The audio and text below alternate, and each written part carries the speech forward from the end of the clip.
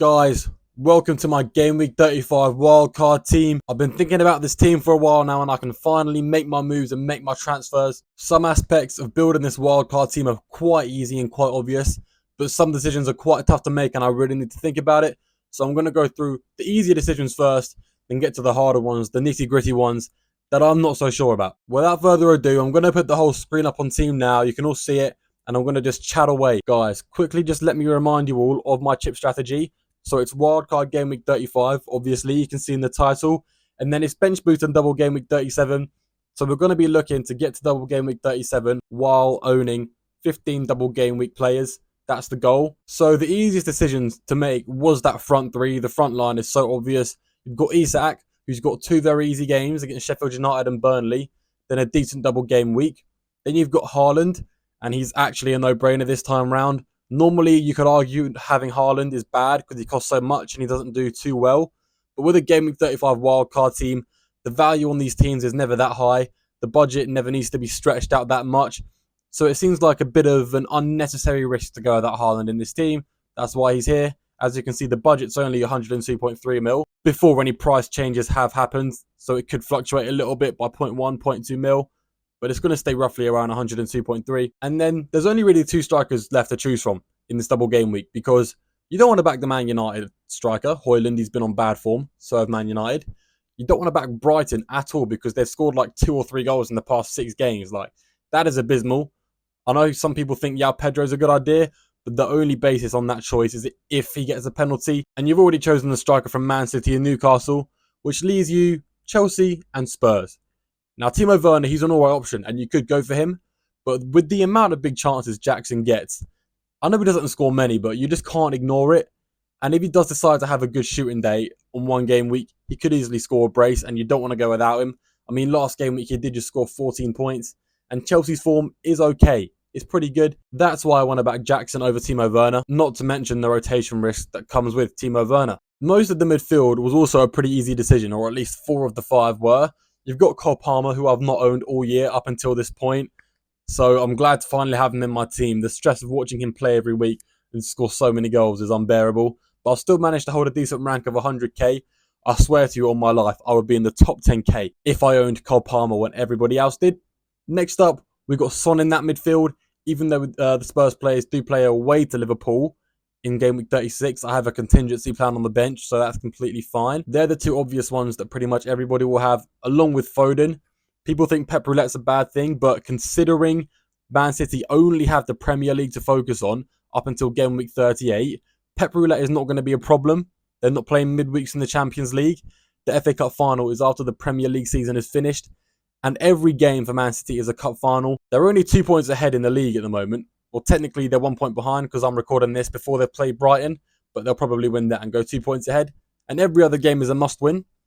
So Man City are going to want to play their best players, and Pep Guardiola said himself, Phil Foden is the best player in the Premier League, so he's not going to be leaving Phil Foden behind for many games at all.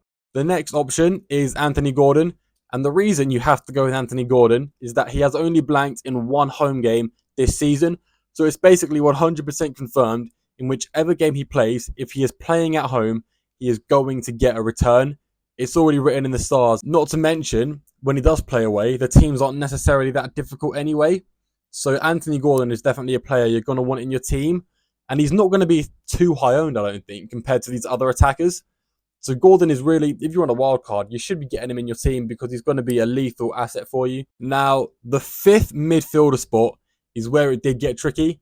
As a Man United fan, I will use any excuse to get a Man United player in my team.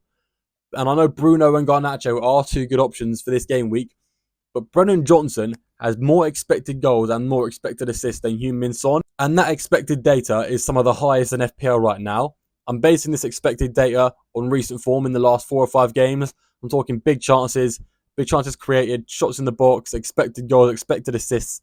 He's got it all. And while he's not a clinical player like Son, Son will do better. Having those numbers to back him up is very promising because he's also been getting the actual output as well to back himself up with it. Like he doesn't miss every easy chance he gets like Jackson, and his teammates can finish his assists off. My one and only worry is squad rotation, but if you look, Kulusevski kind of rarely ever plays now, or rarely ever starts. He usually does get subbed on towards the end of a game, and Richarlison's been out injured for a little while. So they're my early thoughts, and to be fair, I could bring in Bruno instead of Johnson, but right now, like I said, looking at the expected data, it's a lot better than Bruno's, and it's even better than Son's. It's better than everyone's, even Cole Palmer's data. It's better than Cole Palmer if you exclude the penalty expected goals. So he is definitely someone to look at. The reason I like him so much is because he's also going to be a super differential in anyone's team. I can tell you all right now, with the amount of good midfielders at everybody's disposal, people are not going to be going out their way to bring in Brennan Johnson, even though he is arguably one of the best midfielders to have in your wildcard team. So I feel like I want to go differential in that spot instead of going with the crowd, or else my midfield is going to look the exact same as everyone else's, and I'm not going to gain on anyone. So that's my thought process with going for Brennan Johnson. But like I said, anything could change. But that's the midfield and the attackers we've gone through. Most of them are pretty simple. The decisions were not the toughest to make. I want to move on to the goalkeepers before I move on to the defence. With the goalkeepers, I have gone with Petrovic, simply because he does have 2 double game weeks in the next 4 game weeks. And keepers get a lot of point fodder with minutes and save points. And if a clean sheet does come around, bonus points are usually there for them as well. So just for that reason, I want to back Petrovic. By no means do I think they're going to keep a clean sheet. That's why I've not gone with the Chelsea defender. But yeah, like I said, point fodder, Chelsea goalkeeper. Simple decision, really. And we've got Onana on the bench. I'm going to keep him there. I know Burnley at home is quite tempting, but I want to back the safer option in Petrovic. The main reason I'm keeping Onana there is that he's only really going to play in double game week 37 on my bench boost. By no means do I expect Onana to keep a clean sheet in double game week 37, but Man United face a lot of shots, and I believe Onana is going to get a lot of save points like he has been getting all season. And on the off chance United do keep a clean sheet, Onana is 1000% going to be in them bonus points. Guys, I'm going to be completely honest about defenders in this Game Week 35 wildcard. There's not many good ones. Almost all of them have no chance of a goal involvement, or their expected assists and expected goals are really low, and they're not as offensive as they used to be. So the main thing for this defense is to back the clean sheets over everything. People like Porro and Gusto used to get expected goal involvements. Nowadays, they really don't, and they're far from it. I know Porro did score a goal recently, but he's from like 0.2 expected goals in the last 5 games. It's almost nothing. And I know some of you are going to be confused because most Game Week 35 wildcards have 15 double game week players for double game week 37, but my team only has 13 double game week players. The thing is, I'm going to be saving those 2 free transfers I get from Game Week 35, and I'm going to use them in double Game Week 37, and just hope my players don't get injured. If one of my players does get injured after the wild card is used, I'll just take a -4. But I want to take that risk and bring in double Arsenal defence purely for Game Week 36. So we'll dive into the decision-making process of Gabriel and Saliba now. The main reason is there are some tough games for my team in Game Week 36. Most notably, the Spurs players playing away to Liverpool. And despite Dalot having Crystal Palace away and Fabian Schär having Burnley away, I'm not confident in Man United or Newcastle keeping a clean sheet away to any team. But that double Arsenal defence playing home to Bournemouth, I don't want to jinx it, but it's almost a guaranteed clean sheet. Not guaranteed, but I think it's a lot more likely that Arsenal to keep a clean sheet than they don't keep a clean sheet.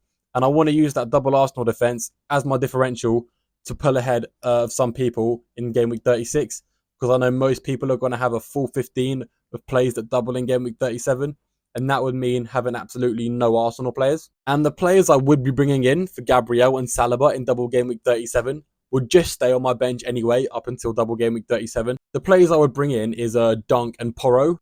Dunk and Porro would be staying on my bench from Game Week 35 and Game Week 36 either way, so I feel there's no real reason having them in my team when I could have Gabriel and Saliba, who will be really useful in Game Week 36. That's my kind of thought process behind it. On the 3 defenders that are starting, I still have a Newcastle spot left, which is really useful considering their easy games that are coming up. Their defence has slightly picked up in form, so I am going to go with Fabian Schär. I don't know the proper pronunciation. He's got the most goal threat from that Newcastle defence. If Trippier decides he wants to miraculously come back from injury, I do have enough in the bank to afford Trippier, and he will be my Newcastle defender. but right now it's on Fabian Schär. We've got Dalot. Now, Dalot actually has some of the highest goal and assist potential out of all the fullbacks that double in game week 37. I'd much rather back defenders who are just putting loads of crosses in, more quantity over quality, because there's not a lot of quality chances created by these fullbacks in recent games. And for that final defensive spot, I've got a Man City spot left, and I want to use that on the most nailed City defender, who is currently Ruben Diaz. In all honesty, not a lot of these City defenders are nailed. In fact, I would argue none of them are nailed, and it's quite a risky play to go with the City defender. So what's going to happen is I'm going to look at the lineup against Brighton, then I'm going to look at the past 5 or 6 games, see who started the most games, see who's played the most full 90 minutes, and go from there. And that is currently Ruben Diaz. So I'm going to go with him in this team for now, but that could change just to another City defender. Nothing too drastic. But yeah, guys, that is my current Game Week 35 wildcard team. I really like the look of it. As I said earlier, just to quickly remind you all, I will go Gabriel and Saliba to Porro and Lewis Dunk, or maybe a Stupinian if he's back from injury in double Game Week 37 to field those 15 double Game Week players. That's the strategy I'm going with. Let me know if you would do anything differently on your wild card, or if you had a wild card left, what would you do? Let me know what you think of the team. Guys, as always, thank you very much for watching, and I will see you in the next one.